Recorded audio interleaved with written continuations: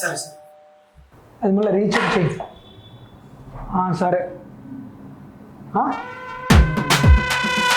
ఈ డాక్యుమెంట్ పంపించిన ఏమైనా రాంగ్ ఉంటే చెప్పు నాకు.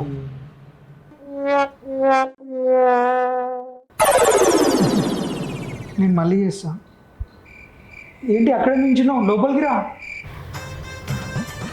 ఈ డైలాగు ఇందాక అడగాలి, లేట్గా వచ్చావు డే ఎలా గడిచిందని అడగవా? అంటే అడుగుదాం అనుకున్నా, కాల్లో ఉండే. సో నీకు కాల్ మాట్లాడడమే ఇంపార్టెంట్ కదా, నేను ఇంపార్టెంట్ కాదు కదా.